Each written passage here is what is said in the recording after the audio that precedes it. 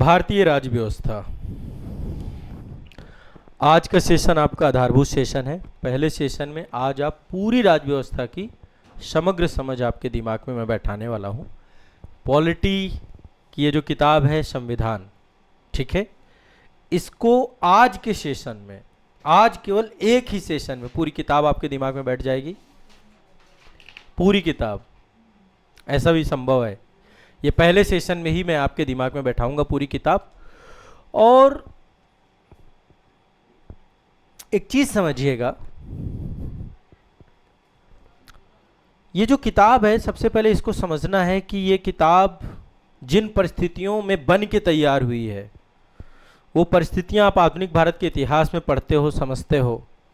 थोड़ा सा मैं चाहता हूं कि क्या होता है ना, हम कई बार जब पढ़ते हैं विषयों को, सब्जेक्ट को पढ़ते हैं, तो सब्जेक्ट को हम पढ़ते हैं क्योंकि पढ़ना हमारी ज़रूरत है, इसलिए पढ़ते हैं। सिलेबस में ज़रूरत है। मेरी हमेशा से इच्छा रही कि केवल ज़रूरत भर की किताब नहीं है। आपको इसमें नंबर तो मिलेंगे ही, ठीक है, आप जाओगे, क्वेश्चन करोगे, हल हो जाएंगे, ठीक है।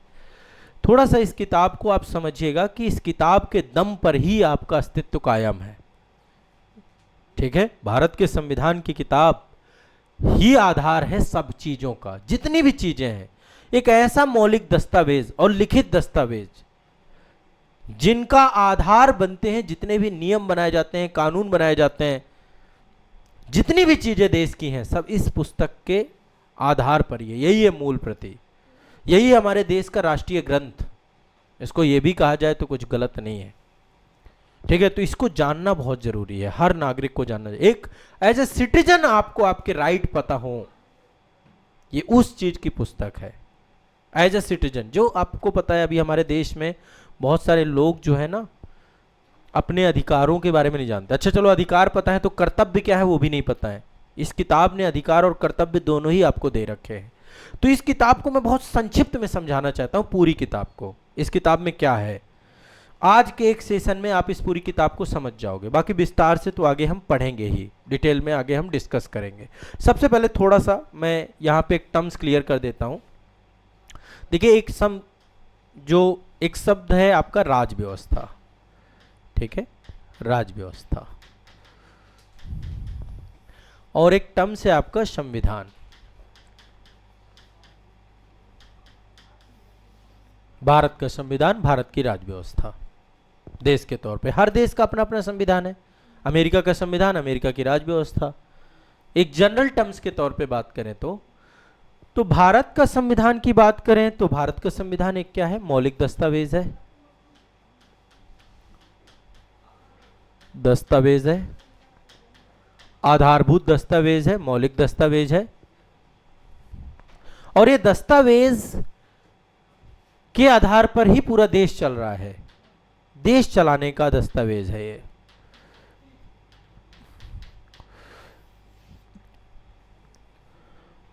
ये सिद्धांत है, इन सिद्धांतों पर ही देश चलाया जाएगा।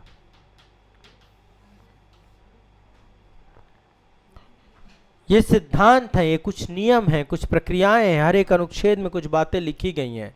आधार बनता है कि देश की शासन प्रणाली एक रूपरेखा है। ये समझ लीजिए, देश के शासन की रूपरेखा, देश के शासन की रूपरेखा,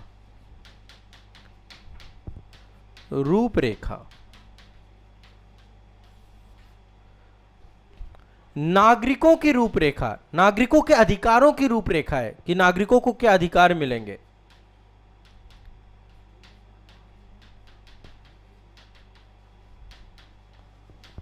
अधिकारों की रूपरेखा,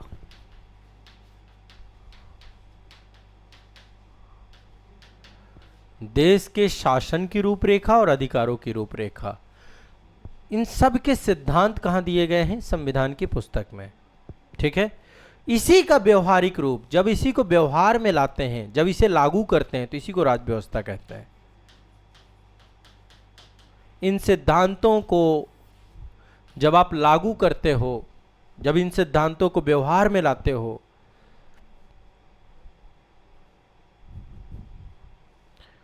हम बहुत सारे अपने अधिकार इसमें पढ़ेंगे, मौलिक अधिकार पढ़ेंगे, ठीक है।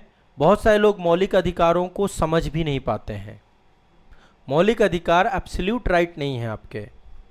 मौलिक अधिकार क्या होते हैं? वो आधारभूत अधिकार जो व्यक्ति के व्यक्तित्व के विकास में सहायक हो, जिससे आपकी पर्सनालिटी बने, डेवलप हो। ऐसे कुछ अधिकार, 6 अधिकार आपको दिए गए हैं संविधान में, लेकिन वो एब्सोल्यूट राइट नहीं है, अत्यंतिक अधिकार नहीं है। उनमें युक्त युक्त प्रतिबंधन भी लगाया गया है, आपको उनको भी समझना है। इसीलिए मैं कह रहा हूँ इस किताब को पहले सही से समझो, नहीं तो मिसलीडिंग बहुत ज़्यादा चीज़ें होती हैं। वही चीज़ें आज हम डिस्कस करेंगे इस पूरे पर्टिकुलर सेशन में हम। और ये जो पूरा आपका सेशन चालू हो रहा है पॉलिटी का, इस पूरे सेशन में इस संविधान के प्रैक्टिकल संदर्भ में इस संविधान को आपको पढ़ना है। व्यवहारिक पक्ष, व्यवहारिक संदर्भ में आप संविधान को समझ रहे हैं, व्यवहारिक संदर्भ में आप संविधान को पढ़ रहे हैं। अब थोड़ा सा आते हैं, मैं और आसान करता हूं। ये तो अभी मैं जनरल बातें आपसे कर रहा था। आसान भाषा में संविधान क्या है? सैद्धांतिक पक्ष है। राज्य व्यवस्था क्या है? उसका व्यवहारिक पक्ष है। ठीक है। वास्तविक परिस्थितियां क्या है, उनके हिसाब से कैसे प्रशासनिक व्यवस्था को चलाना है, कैसे राजनीतिक गतिविधियां संपन्न होनी है, वो सब राज्य व्यवस्था में। यदि हम स्वरूप की बात करें, नेचर की बात करें, तो संविधान का स्वरूप कैसा है? एक सैद्धांतिक, वैधानिक और स्थिर दस्तावेज। स्थिर या गतिशील या दोनों। हमारा जो ये जो किताब है ना, ये आज नहीं लागू हुई, 26 जनवरी 1950 को लागू हुई। बन के कब तैयार हुई थी? 26 नवंबर 1949 को, तब बन के तैयार हुई, फिर लागू हुई। उसके बाद सतत रूप से इस किताब को इस तरीके से बनाया गया कि यदि समय और परिस्थितियों के हिसाब से कुछ बदलाव होते हैं तो ये अपने स्वरूप को क्या करे? बदल सके। रिजिड नहीं है, लचीलापन है इसमें, संशोधन होते रहे। और संशोधन होते होते आज भी प्रासंगिक है, आज भी जीवंत है। ये एक जीवंत दस्तावेज है, ये एक गतिशील दस्तावेज है। समय और परिस्थितियों के हिसाब से ये इसमें बदलाव संभव है, और इसीलिए आज तक कई सारे अमेंडमेंट किए जा चुके हैं। 100 से ज़्यादा अमेंडमेंट हो चुके हैं आपके। डायनेमिक है ये, और इसका स्वरूप सबसे, ये तो डायनेमिक है, इसका स्वरूप सबसे ज़्यादा डायनेमिक है। ये परिस्थिति जन्य है। जब राज्य व्यवस्था प्रैक्टिकली चलाना होता है तो राज्य व्यवस्था पूरी तरीके से डायनेमिक है, और ये डायनेमिक है, इस कारण से इसको डायनेमिक बनाया गया, इसको भी गतिशील बनाया गया, ताकि ये चीजें संभव बनी रहें। परिस्थितियां तो बदलती है ना। आप देखिए, जब संविधान बना था तब साइबर क्राइम जैसी चीज नहीं होती थी, डिजिटल अरेस्ट और दुनियादारी ये सब तब नहीं था। तब पता ही नहीं संविधान निर्माताओं को, मोबाइल फोन भी नहीं था उस टाइम, तो नेटवर्क ही नहीं था, वाईफाई नहीं था। हाँ, उस टाइम अंतरिक्ष में भी कुछ नहीं होता था, किसी को नहीं पता अंतरिक्ष में क्या होगा, तो अंतरिक्ष भी नहीं था, अंतरिक्ष से जुड़ी हुई बातें नहीं उनको पता थी। उस समय सुपर कंप्यूटर वगैरह भी नहीं जानते थे वो, परमाणु बम वगैरह भी नहीं। सुन लिया था परमाणु बम तो आ गया था, पहले ही जापान ओपान में छोड़ा जा चुका था ना, वो हो गई थी घटना, 2 विश्व युद्ध हो गए थे। तो उस समय की परिस्थितियां, एआई तो कभी सोचा ही नहीं होगा। आज से 10 साल पहले आपको भी नहीं पता थी एआई की जैसे ऐसे कुछ होगा कि हमारा ब्रेन एक मोबाइल में आके बैठ जाएगा। सोचिए, ये मोबाइल में पूरा दिमाग आ चुका है आपका, और आपसे खतरनाक। गूगल भी नहीं रही होगी उस समय, मोबाइल वो फोटो तो क्लिक होती थी पोर्टल से। इंटरनेट आ गया था क्या जब संविधान बना होगा? इंटरनेट आ गया था क्या उस टाइम पे? भारत में नहीं आया था, वैश्विक स्तर पे तो बहुत पहले चीजें डेवलप हुई हैं। चार्ल्स बेबेज ने कंप्यूटर कब बनाया? तो संविधान तो बाद में लागू हुआ। तो वैश्विक स्तर में काफी चीजें थी, लेकिन ये एजम्पशन नहीं था 26 का भारत। अच्छा, क्या आप 2047 के भारत को आप एज्यूम कर सकते हैं? क्या टेक्नोलॉजी होगी? अरे कर तो सकते हैं भाई, कुछ तो करिए। अभी आप बैठे हो सकता है मेरी जगह रोबोट पढ़ा रहा हो आपको। एज्यूम करिए, सब रिप्लेस होने वाला है।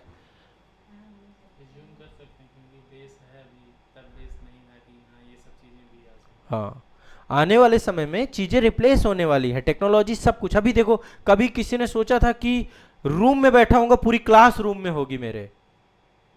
किसी ने नहीं सोचा होगा उस टाइम पे। इंटरनेट ने संभव किया। कहीं जाना ही नहीं, मूव भी नहीं करना। आपको क्या करना है? एलन मस्क का कहना है कि एक टाइम ऐसा आएगा कि काम ऑप्शनल हो जाएगा। ऑप्शनल समझते हैं क्या होता है? करना हो तो करो, नहीं करना है तो नहीं करो। करने वाले लोग खड़े हैं। अभी क्या काम करते हो 24 घंटे में? खाना बनाना एक काम मान लेते हैं आपका, वो काम रोबोट कर देगा। अब बताओ, घर में झाड़ू पोछा भी मान लेते हैं, वो काम भी रोबोट करेगा, कर रहा है, आ चुकी है मशीनें ऐसी। और बताओ, काम बताओ, ये काम करना पड़ता है मुझे। गाड़ी चलाते हो, गाड़ी चलाने वाला आ जाएगा। अब बताओ, बिना बिना ड्राइवर, वो तो उसमें तो कोई बैठ ही नहीं रहा, गाड़ी तो ड्राइवरलेस हो चुकी है। काम बताओ आप, स्किल्ड और नॉन स्किल्ड दोनों ही काम आने वाले समय में एआई करेगा। ऑप्शनल है। घर में आप लेटे रहोगे, माता जी आपको कोई काम बताएंगे, आप अपना रोबोट दबा दोगे, वो चेक करके आ जाएगा। माता जी को आप बताओगे, वो ऑप्शनल तुरंत हो जाएगा। विकल्प वैकल्पिक होने वाला है काम। 5 साल बाद, बस 5 साल बाद रोजगार में आप देखिएगा बहुत तेजी से रोजगार खत्म हो गया। रोजगार आप खुद सोचो ना, एक मकान को गिराने में 100 लेबर लगती थी, अब जेसीबी आके 2 सेकंड में खत्म। एक यंत्र ने एक खेत को जोतने में कितना टाइम लगता था, अब ट्रैक्टर गया 1 घंटे में खत्म। कितने बीघे को जोतना बताओ। अभी भी कटाई होती है ना, अब कटाई की मशीनें आ गई हैं, वो तो ऑन द स्पॉट काम है। एक तरफ से काटती गई, दूसरी तरफ से आपका फ्रेश माल अभी आपका निकलता जा रहा है। सब आपको दिख नहीं रहा है। यानी कि टेक्नोलॉजी आकर के चीज़ों को रिप्लेस कर। संविधान निर्माताओं को तब वो समझ नहीं थी। 75 साल बाद बहुत चीज़ें बदली, तो समय के साथ बदलते चले गए। प्रैक्टिकली बहुत सारी चीज़ें चेंज हुई, तो व्यवहारिक तौर पे अब जैसे देखो, व्यवस्था बना दी गई कि चुनाव होगा, चुनाव हो करके ये पार्टी जीतेगी, ये पार्टी जीतेगी, ऐसे होगा। किसी ने ये नहीं सोचा था कि पार्टी जीतेगी और जीतने के बाद पूरी पार्टियां खरीद ली जाएगी। मतलब सोचो, जीतेगा कोई और, किसी और के चेहरे पे, पता चला पूरे लोग खरीद लिए गए। अभी देखो पश्चिम बंगाल, ममता बनर्जी के सारे लोग उधर चले गए। जनता ने वोट जब दिया होगा तो कुछ सोचा होगा। राघव चड्ढा पूरी टीम कहीं चली गई, पूरी पहुंच गई। तो फिर दल बदल अधिनियम दिमाग में आया होगा कि यहाँ तो अटैच। पहले क्या होता था, जब तक दल बदल अधिनियम नहीं आया, संसद में अटैची लेके पहुंच जाते थे, दिखाते थे ऐसे, ये है, इधर आ जाओ। ऐसे भी हुआ है। खरीद फरोख्त आज भी होती है। तो फिर दल बदल अधिनियम, ऐसे बहुत सारे अधिनियम, इतने एक्ट, इतने अधिनियम। महिला अधिकारों को लेकर अभी देखिए, एक बार नारी बंधन अधिनियम लाया गया, वो भी पास नहीं हो पाया। आज तक हम महिलाओं को रिप्रेजेंटेशन नहीं दे पाए अपने सदन में। तो समय और परिस्थितियों के हिसाब से ये चलता रहे। राज व्यवस्था का जो पूरा का पूरा परिस्थिति जन्य स्वरूप है, वो हमारे संविधान ने एडॉप्ट कर रखा है। ये कभी भी अप्रासंगिक नहीं होने देगा इसे। अब देखो, बहुत और आसान करते हैं, ठीक है, अभी और आसान करते हैं। पूरा संविधान जब आप पढ़ेंगे, मैं पूरा संविधान आपको विद इन 15-20 मिनट में पढ़ाने वाला हूं। पूरा संविधान, कंप्लीट संविधान की किताब में सिर्फ 3 चीजों पे बात है। चौथी चीज कोई और आपको मिल जाए तो मुझे बता देना, ठीक है। 3 चीजें क्या क्या है? 3 बातें यहां पर इस पूरे संविधान में की गई हैं। पहली बात, कहीं पर राज्य के बारे में डिस्कशन चल रहा होगा। दूसरा, कहीं पर सरकार के बारे में डिस्कशन चल रहा होगा। कोई आर्टिकल होगा जो राज्य के बारे में बताएगा, कोई आर्टिकल होगा जो सरकार के बारे में बताएगा। और कहीं पर व्यक्ति के बारे में बात चल रहा होगा। व्यक्ति में 2 आते हैं, नागरिक और विदेशी।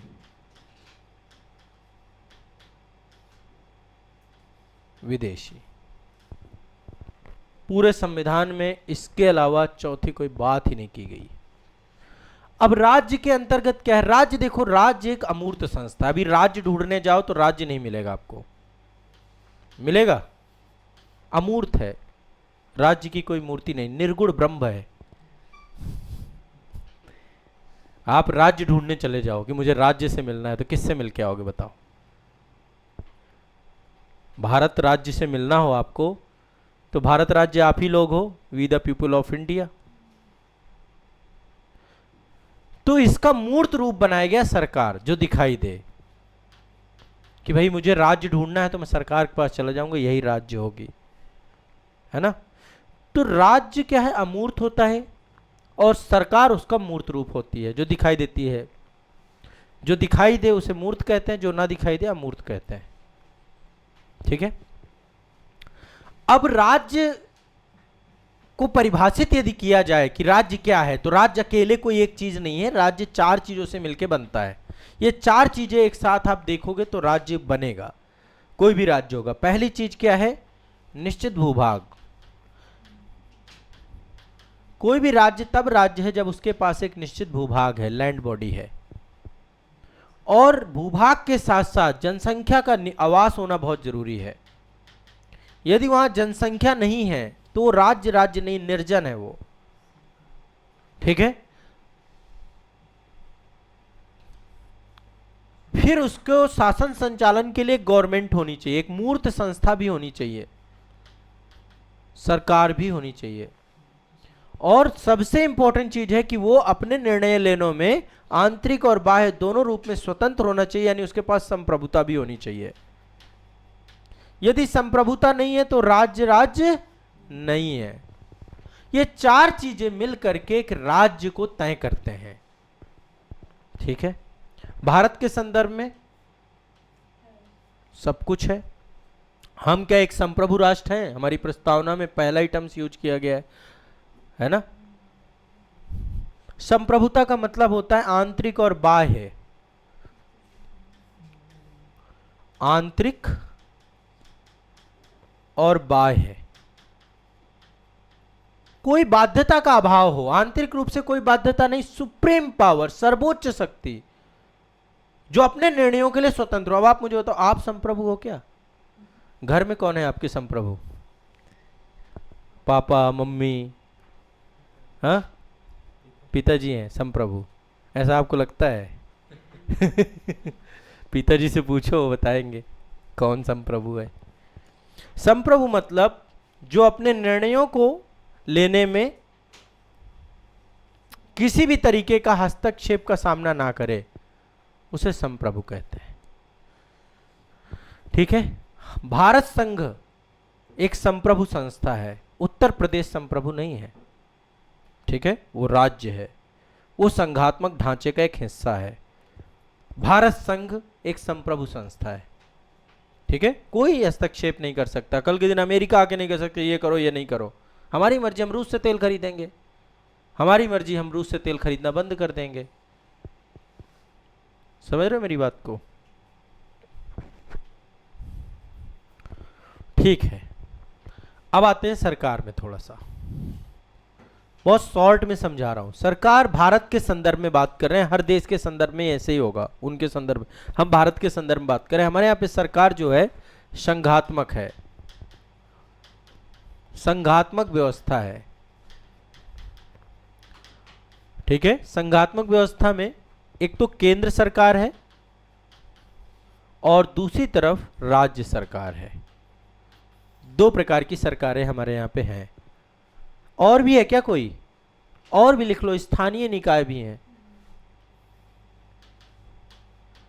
स्थानीय निकाय भी हैं। केंद्र है, राज्य है, स्थानीय निकाय है। कोई दिक्कत?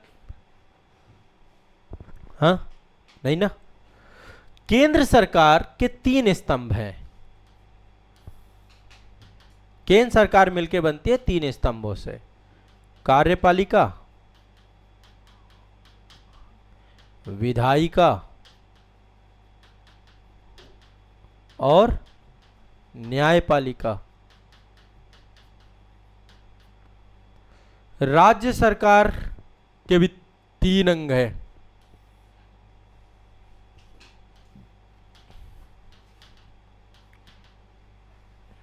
कार्यपालिका, विधायिका और न्यायपालिका।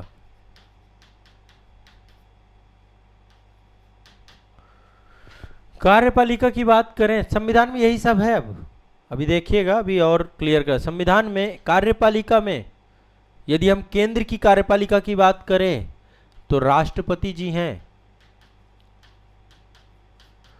उपराष्ट्रपति हैं। दो प्रकार की कार्यपालिका होती है। थोड़ा सा और डीप जाते हैं, रुक जाओ, थोड़ा सा और डीप जाते हैं। कार्यपालिका भी दो प्रकार की है केंद्र की: स्थायी और अस्थायी। स्थायी और अस्थाई। अस्थाई मतलब जो अभी है 5 साल बाद नहीं रहेगी। राष्ट्रपति अस्थाई में आते हैं, चुनी हुई रिप्रेजेंटेटिव होते हैं ये। अस्थाई में रिप्रेजेंटेटिव हैं, जनप्रतिनिधि हैं, पावर ज्यादा इनके पास ही होती है। अस्थाई कार्यपालिका मोस्ट पावरफुल बॉडी है। ये जनता के द्वारा भेजे जाते हैं, जनता के द्वारा चुने जाते हैं, जनता इन्हें तय करती है, या तो डायरेक्ट या तो इनडायरेक्ट, दोनों ही तरीके हैं।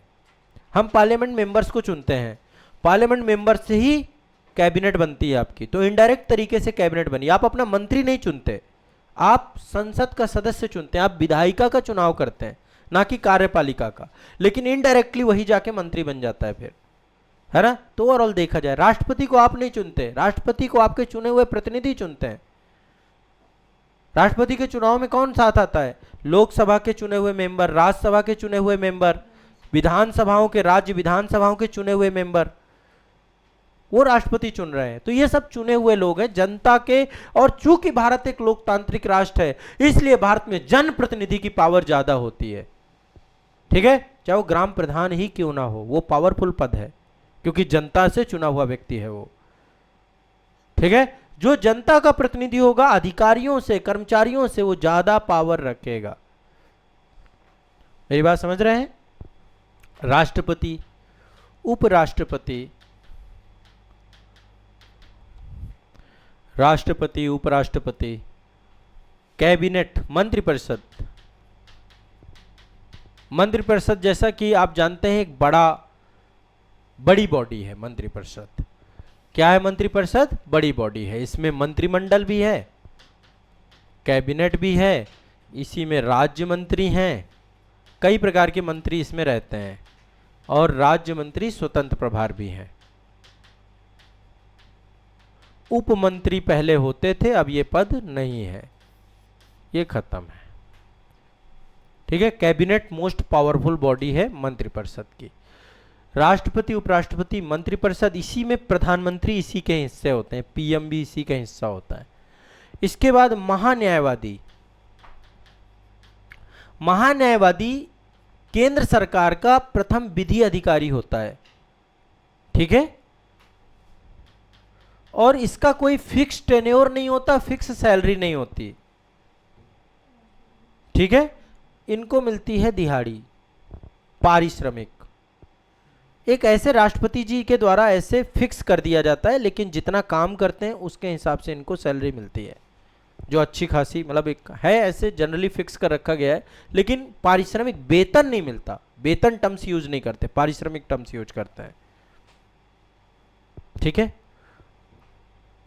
तो ये आपके क्या है? अस्थाई कार्यपालिका है केंद्र की। स्थायी कार्यपालिका में कौन आते हैं? ग्रुप ए से लेकर, ग्रुप बी से लेकर, ग्रुप सी से लेकर, ग्रुप डी से लेकर केंद्र सरकार के सभी अधिकारी और कर्मचारी, आईएएस, आईपीएस, आईएफएस, आईआरएस, जितने भी अफसर रैंक है आपकी। ग्रुप बी में एसएससी का, स्टाफ सिलेक्शन कमीशन के जो हैं, सब इसी में आते हैं। ग्रुप सी, ग्रुप डी, सब आते हैं। ये लंबे समय तक रहते हैं, इनके लिए एग्जाम करवाया जाता है, परीक्षा ओरिएंटेड। ये किताबें पढ़ते हैं, ये जनता को पढ़ते हैं। इनको आदमी पढ़ना आता है, इनको किताब पढ़ना आता है। आप लोग ये काम कर रहे हो। जनता को पढ़ना सीख जाओगे तो आप इधर चले जा सकते हो। ये भी ऑप्शन आपका खुला है, 35 साल के बाद सीधा राष्ट्रपति, एलिजिबिलिटी है, पर इतना आसान नहीं है। हाँ, जनता को पढ़ने में के साथ साथ बहुत कुछ चाहिए यहाँ पे। अभी इतना बहुत ज़्यादा पोस्ट नहीं, ये तो अकेली एकमात्र पोस्ट है भारत की। इसमें सपोर्ट भी चाहिए आपको, संसद वंसद भी सारे इकट्ठे करने पड़ेंगे, है ना। ये भी एक पोस्ट है, और ये तो मतलब बहुत कठिन काम है। यहाँ सब जगहों पे पहुँचना लंबा टाइम लगेगा, क्योंकि आपको क्या है, या तो एक चीज़ हो कि कोई पृष्ठभूमि बनी बनाई हो, बाबा दादा परदादा में कोई हिम्मत कर गया हो, वो सब कुछ है नहीं, तो जीरो शुरू करना है, तो लाठियाँ, डंडे, मुकदमे, जनता भाई, क्योंकि फिर जनता को पढ़ने के लिए जनता के बीच में उतरना पड़ता है। अभी जैसे आपने देखा एक पर्सन है, जन स्वराज पार्टी उन्होंने चालू की है, प्रशांत किशोर। उन्होंने पहले ये बहुत सारे बनाए, कैबिनेट वैबिनेट ये सब जगहों पे काम करते रहते हैं वो, राज्य लेवल पे बहुत मुख्यमंत्री ये सब, वो एक राजनीतिक सलाहकार है। अब उन्होंने कहा कि शायद एक बार मुझे भी मौका मिले, मैं भी जाऊं, तो अभी वो चुनाव लड़ रहे हैं, पार्टी भी बना डाली उन्होंने। लेकिन सफलताएं एक बार में नहीं मिलती, फर्स्ट अटेम्प्ट सेकंड अटेम्प्ट, इसमें भी अटेम्प्ट है, इधर भी अटेम्प्ट है, दोनों ही की सेम परिस्थिति है। इतना आसान ये भी नहीं है, इतना आसान ये भी नहीं है। आसान होता यदि आप राहुल गांधी जैसी परिस्थिति में होते, उनको भी आसान नहीं है। वही देखो कितनी असफलताएं, राहुल गांधी जैसा व्यक्ति सोचिए कितने चुनाव हार गए। यदि वो नेहरू जी के खानदान से नहीं होते, इंदिरा गांधी जी के खानदान से नहीं होते, राजीव गांधी जी के परिवार से नहीं होते, जिनके घर में 3-3 प्रधानमंत्री हैं, तो अभी तक शायद वो बाहर हो गए होते। लेकिन हर बार आते हैं फिर खड़े हो जाते। अभी नेता प्रतिपक्ष हैं इस समय। अभी आंदोलन में आपने देखा होगा कल क्या हुआ है। ठीक है, तो ये स्थायी कार्यपालिका होती है, आईएएस आईपीएस अधिकारी, ये फ्रेमवर्क है, ये 30 साल तक रहते हैं, एग्जाम के थ्रू आते हैं, यूपीएससी एसएससी ये सब संस्थाएं इनको तैयार करती हैं। ठीक है, और ये आपका जो है मोस्ट पावरफुल बॉडी, आपकी देश को एडमिनिस्ट्रेशन, हमारा एक तरीका बनाया गया है, सरकार का एक तरीका है, एक व्यवस्था है, उसके हिसाब से चलना है। तो ये केंद्र के मामले में ये बात हो गई हमारी। ठीक है, इसके बाद विधायिका के लेकर के हम बात करें तो विधायिका का नाम संसद है। हमारी विधायिका का नाम संसद है, 3 सदस्य हैं इसमें। विधायिका में एक तो राष्ट्रपति हैं, ठीक है, और राष्ट्रपति के साथ साथ 2 सदन भी है, एक तो लोकसभा है और एक राज्यसभा है। लोकसभा को निम्न सदन कहते हैं, राज्यसभा को उच्च सदन कहते हैं। निम्न सदन कहने के पीछे का कारण विघटन है, ये विघटित हो जाती है, ये कभी विघटित नहीं होती।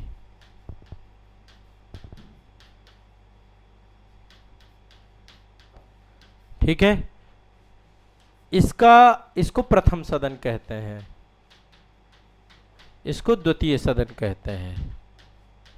प्रथम सदन क्यों कहते हैं? जनता के प्रतिनिधि हैं यहाँ पे।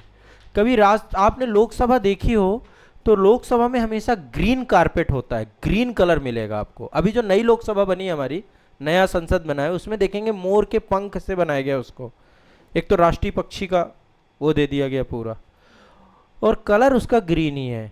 क्यों ग्रीन कारपेट क्यों होता लोकसभा में? क्योंकि ये वो लोग हैं जो जनता से जुड़े हुए लोग हैं, जमीन से जुड़े हुए लोग। और जमीन कैसी है हमारी? एग्रीरियन सोसाइटी, एग्रेरियन इकोनॉमी, कृषि प्रधान अर्थव्यवस्था। तो हरा एक सिंबल है, जमीन से जुड़े हुए लोग, जनता से जुड़े हुए लोग। कहां पहुंच रहे हैं? डायरेक्ट जनता के बीच के लोग। आपने अपना सांसद देखा कि नहीं देखा? देखा तो हो गई, फोटो बैनर डायरेक्ट भी कभी मिले होंगे। दूसरा, एक तो आप भी नहीं जाते ना, आप भी जाएं, कभी प्रॉब्लम अपनी, कभी प्रतिवेदन, कोई समस्या, कोई प्रॉब्लम, भाई ये वाला मुद्दा उठाइए जाके।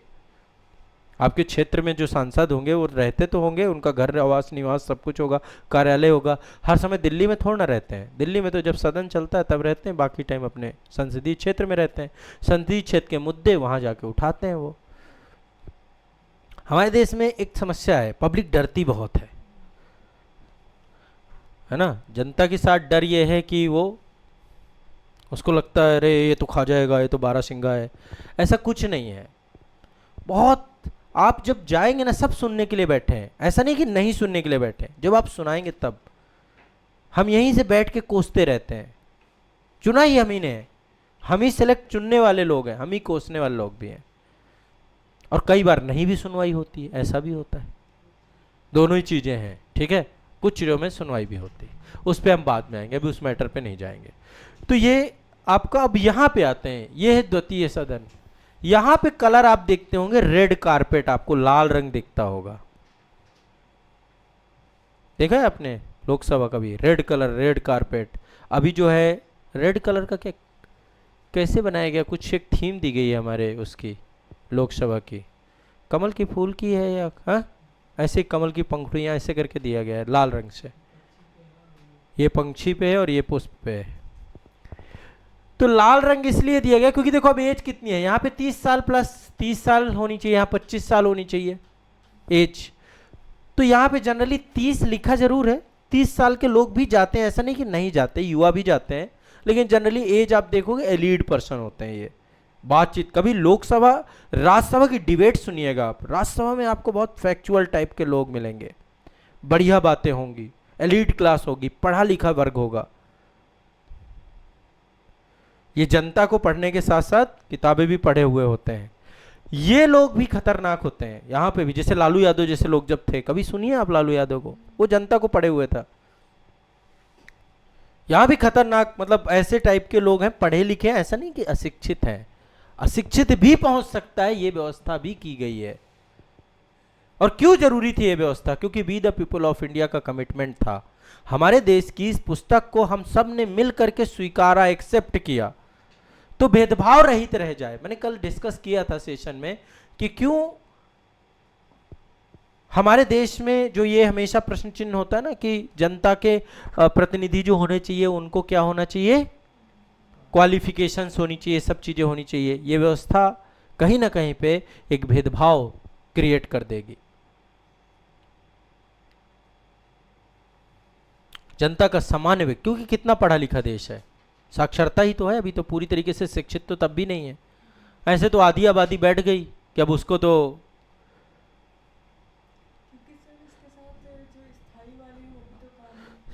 हाँ वो जुड़े हुए हैं, पीछे एक पूरी मशीनरी लगी हुई है, ये लगी है, फ्रेमवर्क है ये। और ये 1 साल नहीं है, 30-30 साल तक है, ये पूरा फ्रेमवर्क है। सबके सचिव हैं, सेक्रेटरी हैं, सचिवालय बना हुआ, लोकसभा का सचिवालय अलग है, वहां पे पूरे अधिकारी बैठे हुए हैं, राज्यसभा का सचिवालय अलग है।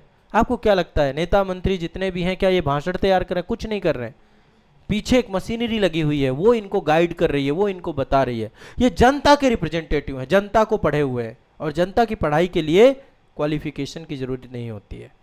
अकबर पढ़ा लिखा नहीं था। आपको क्या लगता है पढ़ा लिखा व्यक्ति अच्छा शासक हो सकता है?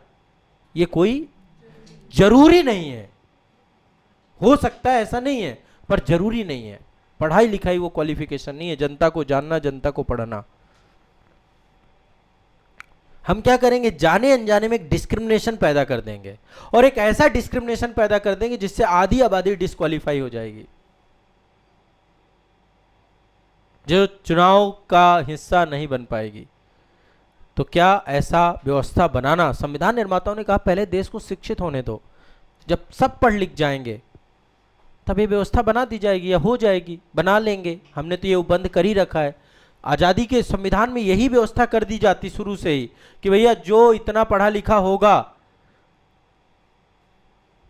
वो बनेगा राष्ट्रपति, वो बनेगा प्रधानमंत्री। तो देश फिर पहले तो पढ़ाई ही चले, पढ़ाई की स्थिति, पेपर लीक आपको पता ही है, और इस लेवल में जाके पेपर लीक हुआ तब। इसलिए इस व्यवस्था को जनता के हाथ में दे दिया गया कि आपको जो सबसे बेहतर तरीके से समझे, आपके मुद्दों को जो बेहतर तरीके से उठाए, आप उसे खुद चुन लीजिए। जनता के हाथ में दिया गया। समझ रहे हैं बात को? बहुत जटिल व्यवस्था नहीं बनाई गई। आप क्या करते हो जब चुनाव का टाइम आता है? आप गए, एक बटन दबाए, और नहीं तो एकल संक्रमणीय और अनुपातिक प्रतिनिधित्व प्रणाली भी चुन ली जाती है। यहाँ तो फर्स्ट पास्ट पोस्ट सिस्टम चुना गया है कि जिसके सबसे ज्यादा मत होंगे वही जिता दिया जाएगा। मान लो 50% जनता वोट देती है, उसमें जिसके ज्यादा, वो पूरे तो वोट भी नहीं दिए, आधे तो वैसे ही कट लिए, आधे तो वोट डालने गए ही नहीं, फिर भी जिसके सबसे ज्यादा मत होते हैं उसे जिता दिया जाता है। उसमें भी मान लो 10 लोग खड़े हैं, 50% लोग वोट डाल रहे हैं। सोचिए हमारे देश में व्यवस्था, समझिए इतना आसान किया गया इसे। मान लीजिए 100 लोग वोट डालने वाले हैं, ठीक है, और 10 लोग खड़े हुए हैं चुनाव में। प्रधानी वधानी के चुनाव देखिए 25-25 लोग खड़े हो जाते हैं, वहां अलग ही रिकॉर्ड। वोट कितने होते हैं? 2500, 3000, 5000 वोट पड़ते हैं बस। उसमें से किसी एक को मिलते हैं 300 वोट, किसी को मिलते हैं 225 वोट, किसी को मिल गया मान लो 299 वोट, ये हार गया। बताओ खिलाफ, देखो जीत कौन गया? 300 वाला जीत गया, बाकी सब खिलाफ ही तो पड़े हैं। फिर भी हमारे देश में एक सामान्य और आसान व्यवस्था बनाई गई, जो जनता में सबसे ज्यादा लोकप्रिय होगा उसको हम शासक बना देंगे, उसको हम जनप्रतिनिधि बना देंगे कि हाँ इसको सबसे ज्यादा लोगों ने पसंद किया। अब देखो रिफॉर्म अलग मुद्दा है, रिफॉर्म किया जाना चाहिए समय परिस्थिति के हिसाब से, यहां पे भी रिफॉर्म होना चाहिए, यहां पे भी कुछ मिनिमम क्वालिफिकेशन जैसी चीजें आनी चाहिए। नहीं आए, मैं कहता हूं मिनिमम क्वालिफिकेशन मत लाइए आप, कम से कम एक ट्रेनिंग प्रोग्राम ले आइए, छोटा सा ड्यूरेशन का। वैसे पार्टियां करती भी हैं अपने स्तर पे, जब नए नए बच्चे चुन के जाते हैं, सारी चीज़ें होती है, नई संसद बनती है, नई लोकसभा बनती है, तो कुछ समय होता है कि सदन में कैसे बात करना है, कैसे आवाज़ उठाना है, कैसे कार्रवाई चलानी है। अब देख रहे हो वहाँ पे सब मारपीट तक करने वाले तक लोग घुस गए, आवाज़ें चिल्लाना उनसे ज़्यादा किसी को आता नहीं। उनको पावर्स दी गई हैं, इस किताब ने ही पावर दी है उनको। आर्टिकल 105, आप सदन में कुछ भी बोल सकते हैं। यदि ये पावर नहीं दी जाती, आर्टिकल 105 नहीं लिखा गया होता, तो शायद सदन में बोलने में भी वो डरते कि उनके ऊपर कोई केस ना हो जाए। तो कई सारी चीजें हैं, जब आप प्रैक्टिकली इन चीजों को समझेंगे। देखिए अभी तो मैं बहुत ऊपरी तौर पे आपको सब बातें बता रहा हूं, जब व्यवहारिक धरातल पे आप संविधान पढ़ते हो ना, तब आपको और स्पष्टता आएगी। अभी जनरल केवल समझ लेते हैं, ठीक है। तो ये बात हो गई थोड़ा सा विधायिका के बारे में, ठीक है। विधायिका से ही कार्यपालिका बन जाती है। न्यायपालिका का ढांचा हमने इंटीग्रेटेड दे रखा है। कैसी है न्यायपालिका हमारी? इंटीग्रेटेड है। इंटीग्रेटेड समझते हैं, एकीकृत न्यायपालिका हमारे देश में। इसका विभाजन नहीं किया गया, लेकिन जनरली विभाजन है। सबसे ऊपर सुप्रीम कोर्ट बैठा हुआ है, उसके नीचे हाई कोर्ट बैठे हुए हैं, और उसके नीचे लोअर कोर्ट है। सुप्रीम कोर्ट, लोअर कोर्ट मतलब अधीनस्थ न्यायालय। ये सिस्टम हमारी न्यायपालिका का है। सर्वोच्च न्यायालय ही सबको लेकर के चलता है, ठीक है। सुप्रीम बॉडी है, यहां पे कोई मामला हुआ यहां जाइए, यहां पे मामला हुआ ऊपर जाइए। उसके बाद एक ही जगह बसती है राष्ट्रपति। राष्ट्रपति को यहां से भी जोड़ दिया गया है, राष्ट्रपति के पास न्यायिक शक्तियां भी दी गई। आर्टिकल 72 दे दिया गया है कि कोई मृत्युदंड वगैरह जैसी घटना घट जाए तो वो व्यक्ति चला जा सकता है। राज्यपाल को भी पावर दी गई है, ठीक है। ये तो आपका हो गया डिस्कशन केंद्र का, केंद्र की विधायिका। हमारी डिस्कशन सरकार पे चल रही है हमारी, ठीक है। अब आते हैं थोड़ा राज्य पे। राज्य की कार्यपालिका भी है। राज्य की भी कार्यपालिका दो प्रकार की है। कैसी है दो प्रकार की कार्यपालिका? स्थायी और अस्थायी। स्थायी कार्यपालिका, अस्थायी कार्यपालिका में कौन है? राज्यपाल है। राज्यपाल का कोई कार्यकाल फिक्स नहीं है। राज्यपाल प्रसाद पर्यंत वाले व्यक्ति हैं। कौन प्रसाद? किसके प्रसाद में? राष्ट्रपति के प्रसाद में, ठीक है। अमूमन 5 साल है, लेकिन राष्ट्रपति का प्रसाद जरूरी है उसमें। प्रसाद हटा तो पर्यंत गए। राज्यपाल के बाद दूसरे आते हैं कैबिनेट, राज्य की कैबिनेट। राज्य की भी मंत्रिपरिषद होती है। इसी मंत्रिपरिषद का हिस्सा सीएम होते हैं, मुख्यमंत्री होते हैं। उपराज्यपाल जैसा कोई पद नहीं है। अच्छा, उप मुख्यमंत्री जैसा भी कोई पद वद नहीं है। उप प्रधानमंत्री का भी कोई पोस्ट नहीं है संविधान में। ये सब कैबिनेट का ही एक हिस्सा होते हैं, उन्हीं को दे दिया जाता है। अभी जैसे उप मुख्यमंत्री बनाने की एक बड़ी प्रथा चालू हो गई, हर जगह 2-2 उप मुख्यमंत्री बना दिए जाते हैं, पर वो ऐसा कोई पोस्ट संवैधानिक पद नहीं है। वो उसको बस कैबिनेट मंत्री की पावर्स होती हैं। राज्यपाल, राज्य मंत्रिपरिषद, महाधिवक्ता, ये सब आते हैं अस्थायी कार्यपालिका में। स्थायी कार्यपालिका में राज्य के group A, group B, group C, group D के कर्मचारी, अधिकारी और कर्मचारी राज्य के, जैसे पीसीएस अधिकारी होते हैं। राज्य लोक सेवा आयोगों के द्वारा एग्जाम कंडक्ट कराए जाते हैं और अपने सर्वोच्च अधिकारियों को उसमें भरा जाता है। राज्य लोक सेवा आयोग, राज्यों में अधीनस्थ सेवा आयोग बने हुए हैं आपके, तो वो सब ये काम करते हैं आपके, ठीक है। क्लियर है? तो ये आपका राज्य कार्यपालिका। राज्य की विधायिका का नाम है विधानमंडल। राज्य की विधायिका का नाम है विधानमंडल। विधानमंडल में भी 3 लोग होते हैं। एक तो राज्यपाल, राज्यपाल और दो सदन भी होते हैं, एक सदन भी होता है। कहीं कहीं एक सदन है, एक सदनीय,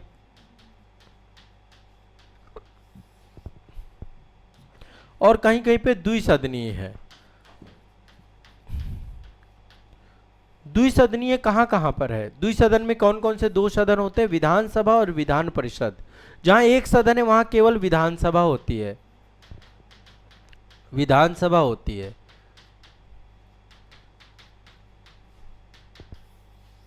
और विधान परिषद,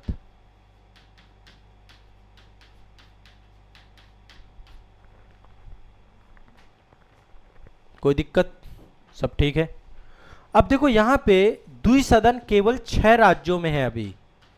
6 राज्य कौन कौन से हैं एक बार लिख लेते हैं। यहां पे यूपी, बिहार, आंध्र प्रदेश, तेलंगाना, महाराष्ट्र और कर्नाटक। 6 राज्य हैं द्विसदनीय, ठीक है। बाकी सब जगह पे एक सदन ही है, यानी राज्यपाल और एक सदन, राज्यपाल और एक सदन। विधानसभा, विधान परिषद, जैसे हमारे यूपी में है, विधानसभा भी है, विधान परिषद भी है। 403 सीटें यहां पर हैं और 100 सीटें यहां पर हैं।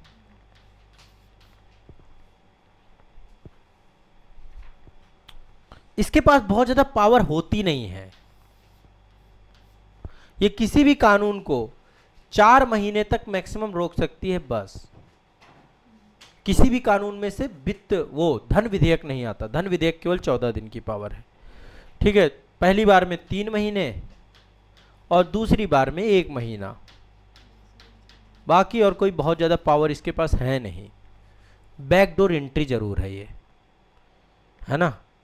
कोई चुनाव नहीं लड़ा, जैसे नीतीश कुमार चुनाव नहीं लड़ते थे बिहार से, वो अपना विधान परिषद से चुन के चले आते थे।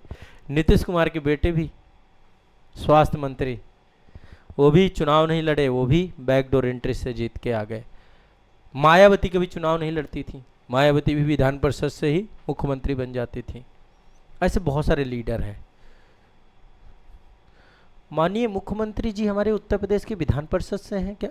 विधानसभा से, विधान परिषद से? विधान परिषद से ही है शायद। हाँ, विधान परिषद से। अब देखना पड़ेगा, थोड़ा सा और वेरीफाई कर लेंगे। देख लो एक बार, वेरीफाई कर लो। और क्या, सांसद थे पहले, सांसद से फिर सीधा आ गए यहाँ पे, ठीक है। वो देख लीजिएगा, वो मतलब है, ये व्यवस्था है, यहाँ से बन सकता है, ठीक है। तो ये आपका राज्यों की स्थिति है। ये हमारी क्या है? सरकार।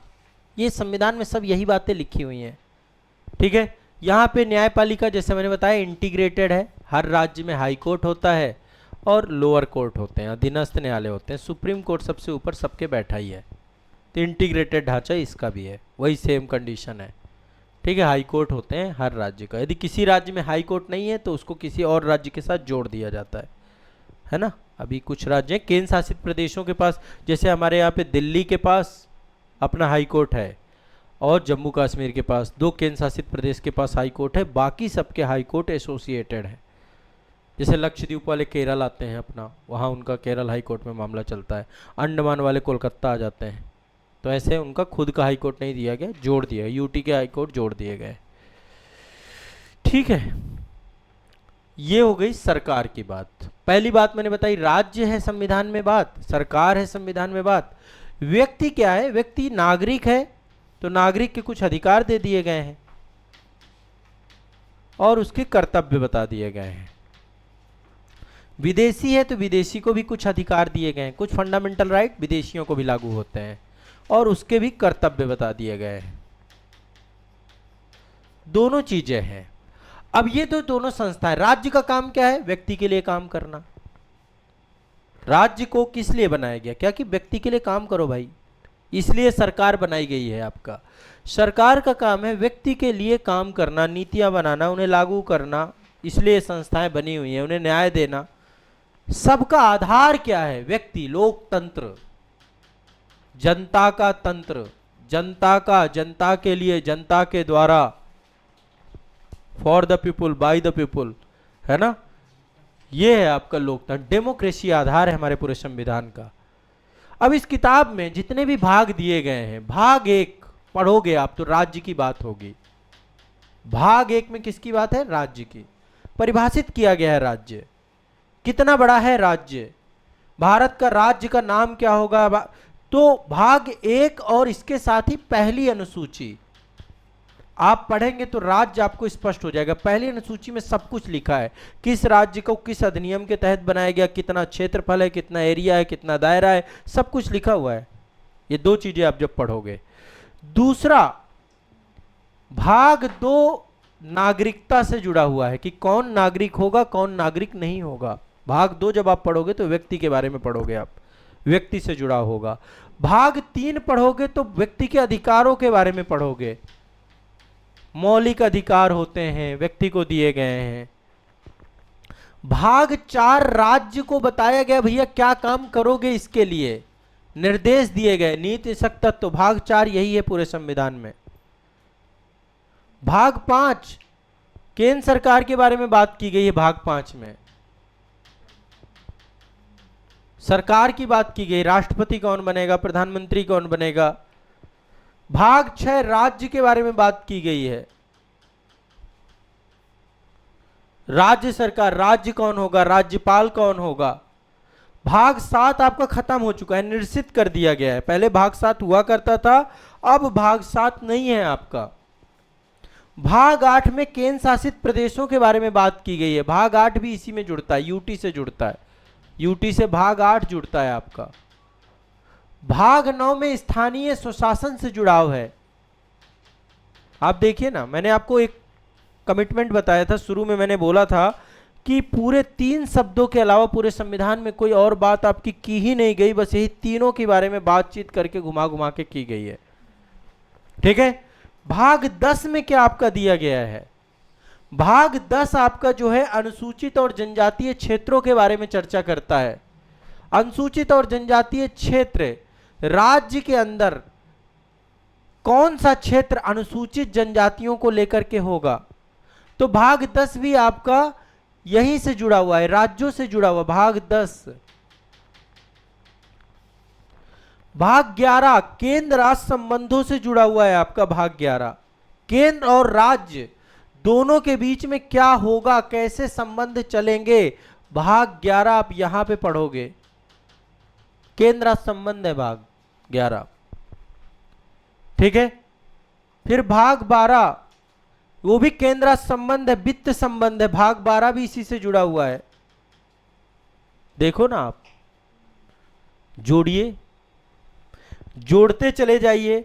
भाग 13 आपका जो है व्यक्ति से जुड़ा हुआ है। भारत के राज क्षेत्र के भीतर व्यापार, वाणिज्य और समागम की स्वतंत्रता ये आपको दी गई है। भाग 13 व्यक्ति से भी जुड़ा हुआ है और केंद्र और राज्य से भी जुड़ा हुआ है कि अंतर्राज्यीय व्यापार हो सकता है, ये सारी चीजें हो सकती हैं।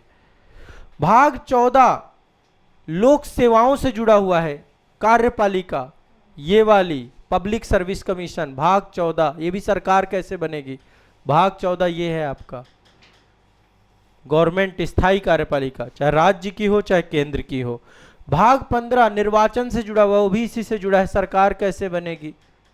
भाग 15 गवर्नमेंट, निर्वाचन आयोग होगा, वो ये काम करेगा, ये काम करेगा। भाग 16 कुछ वर्गों के बारे में विशेष उपबंध की बात की गई है, तो यहां पर भी लोकसभा में एंग्लो इंडियन को प्रतिनिधित्व मिलेगा, SC ST को मिलेगा, सब मिले, सब सरकार के बारे में बात है। भाग 15 भाग 16 भी इसी से जुड़ा हुआ है, सरकार से। ठीक है। इसके बाद भाग 17 राजभाषा, राज्य की राजभाषा क्या होगी, तो राजभाषा भी आपका भाग 17 राज्य से जुड़ा हुआ है। राज्य की राजभाषा हिंदी होगी, अंग्रेजी होगी, कैसे कामकाज चलाया जाएगा, ये सारी बातें लिखी हैं। भाग 18 कभी आपातकाल स्थिति आ गई तो क्या कंडीशंस होंगी, इमरजेंसी की बात की गई है, तो भाग 18 भी कि सरकार जो होगी, भाग 18 जब लागू होगा तो वहां पे संघात्मक की जगह एकात्मक हो जाएगी। 352 में कैसे प्रयोग करेंगे, 356 कैसे होगा, सब इसी से जुड़ा हुआ है। 356 राज्यों में लगता है, 352 केंद्र सरकार लगाती है। 360 वित्तीय आपातकाल है। भाग 19 मिसलिनियस बातें लिखी हुई हैं बहुत सारी, प्रकीर्ण है ना, सारी बातें यहाँ पे स्पष्ट इसको संरक्षण मिलेगा, परिभाषाएं दी गई हैं। भाग 20 इस पुस्तक के बारे में है कि ये संविधान की पुस्तक संशोधित कर सकती है, कौन करेगा? संसद करेगी।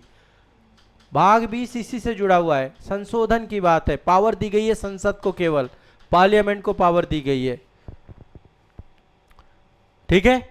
इसके बाद भाग 21 में जो है कुछ अस्थायी, ये सब खत्म हो चुका, अब नहीं रहा, ये भाग 21 निरसित हो गया। भाग 22 भी इस किताब के नाम क्या होगा, अनुवाद क्या होगा, भाग 22 भी इसी किताब से जुड़ा हुआ, खत्म आपके, बस इतना ही तो है संविधान, इससे जुड़ा हुआ, खत्म हो गया आपका संविधान। अनुसूचियां भी ऐसी जुड़ी हुई हैं सारी। दूसरी अनुसूची वेतन से जुड़ी हुई है, तीसरी अनुसूची शपथ से जुड़ी हुई है, चौथी में राज्यसभा की सीटों का आवंटन कर दिया है, पांचवी में जो अनुसूचित क्षेत्रों में प्रशासन है, छठवीं में एएमटीएम के बारे में बात है, सातवीं में केंद्र राज्य संबंधों में संघ सूची, राज्य सूची, समवर्ती सूची, आठवीं में भाषा लिखी हुई है, नवीं में आपका जो है लैंड रिफॉर्म को लेकर के है, और 10वीं एंटी डिफेक्शन लॉ है, और स्थानीय स्वशासन से 2 अनुसूचियां जोड़ दी गई हैं, 11 और 12, बस खत्म बात।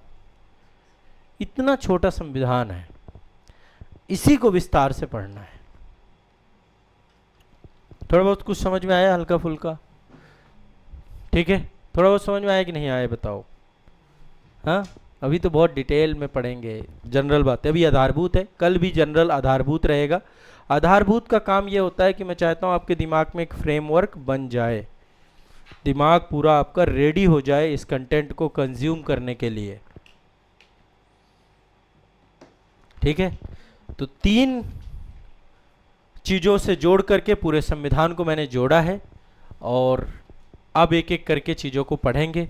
कल आधारभूत में जनरली कुछ शब्दावलियाँ, कुछ टर्म्स, कुछ चीज़ें संविधान से जुड़ी हुई समझा दूंगा, ताकि आगे चल के आपको दिक्कत ना आए, और इसके बाद फिर संविधान पढ़ेंगे।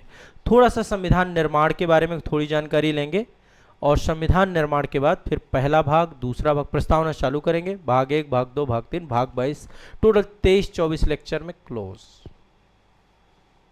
बस, ठीक है?